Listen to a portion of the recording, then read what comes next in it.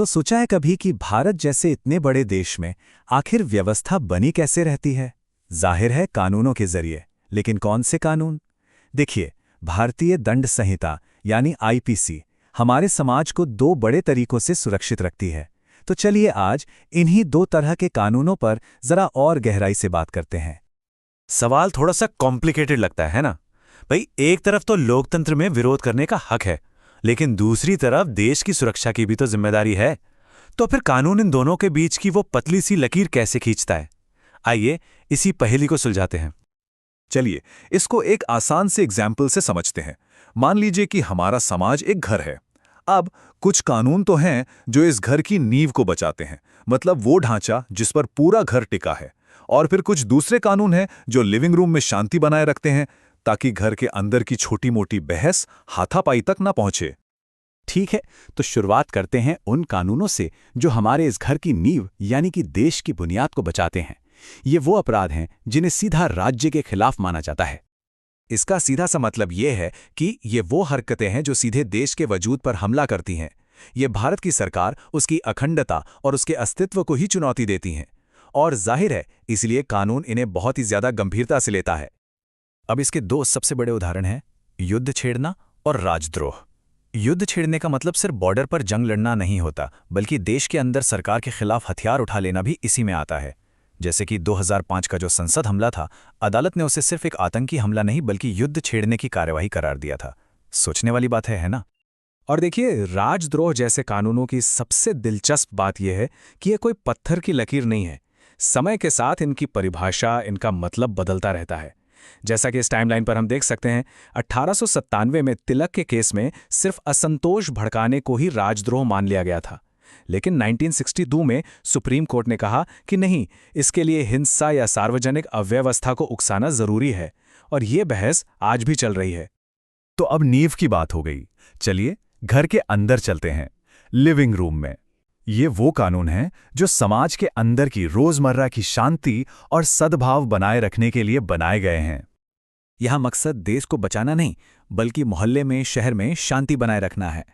सोचिए, किसी सड़क पर दो ग्रुप्स में लड़ाई हो जाए या कोई प्रदर्शन अचानक हिंसक हो जाए, तो ये वो कानून हैं जो हालात को काबू से बाहर जाने से रोकते हैं। जब हम सार्वजनिक शांति की बात करते हैं ना, तो एक मैजिकल नंबर है जो याद रखना बहुत जरूरी है, 5। जी हां, सिर्फ ये एक छोटा सा अंक एक शांतिपूर्ण भीड़ और एक गैरकानूनी भीड़ के बीच की लाइन खींच देता है। तो 5 या उससे ज्यादा लोगों का एक ग्रुप गैरकानूनी कब बन जाता है? देखिए, सब कुछ उनके कॉमन ऑब्जेक्ट यानी उनके साझा इरादे पर डिपेंड करता है। क्या वो सब मिलकर सरकार को डराने की कोशिश कर रहे हैं, या फिर किसी की प्रॉपर्टी पर जबरदस्ती कब्जा करने का प्लान बना रहे हैं? बस यही इरादा है जो एक आम सभा को कानून की नज़र में गैर कानूनी बना देता है। और ये स्लाइड बिल्कुल साफ दिखाती है कि कैसे हालात बहुत तेजी से बिगड़ सकते हैं जब एक गैरकानूनी सभा अपने इरादे को पूरा करने के लिए हिंसा का इस्तेमाल शुरू कर देती है, तो वो दंगा बन जाता है। और यहां सबसे जरूरी बात यह है, उस पॉइंट पर उस भीड़ का हर एक सदस्य जिम्मेदार माना जाता है, भले ही पहला पत्थर उसने फेंका हो या नहीं। अच्छा, तो अब जब हमने दोनों तरह के अपराधों को समझ लिया है, तो चलिए एक बार इन्हें आमने सामने रखकर देखते हैं, ताकि इनके बीच का फर्क बिल्कुल शीशे की तरह साफ हो जाए। सीधी सी बात है, राज्य के खिलाफ अपराध देश के अस्तित्व पर हमला है, एग्जिस्टेंशियल थ्रेट है। वहीं दूसरी तरफ सार्वजनिक शांति के खिलाफ अपराध समाज की व्यवस्था में सिर्फ एक रुकावट पैदा करते हैं, मतलब डिसरप्टिव हैं। एक का निशाना देश की संप्रभुता है, तो दूसरे का निशाना सामाजिक शांति। और इस टेबल को देखिए, यहां फर्क और भी साफ हो जाता है। मकसद से लेकर सजा तक सब कुछ अलग है। एक तरफ आजीवन कारावास या मौत की सजा जैसे गंभीर नतीजे हैं, तो दूसरी तरफ सजा आमतौर पर कुछ ही साल की है। इससे पता चलता है कि कानून की नज़र में इन दोनों तरह के अपराधों की गंभीरता में जमीन आसमान का अंतर है।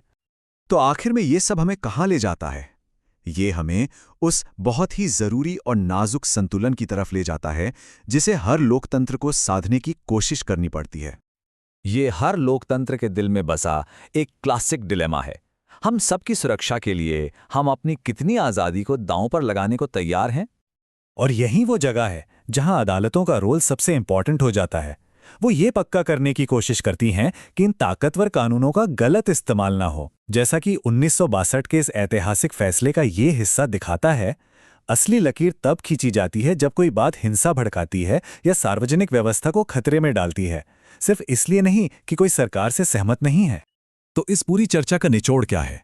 पहली बात, कानून समाज को दो लेवल पर बचाता है, राष्ट्र के लेवल पर और समाज के लेवल पर। दूसरी बात, राज्य के खिलाफ अपराध देश के अस्तित्व से जुड़े खतरे हैं, जबकि सार्वजनिक शांति के खिलाफ अपराध सामाजिक व्यवस्था बनाए रखने से।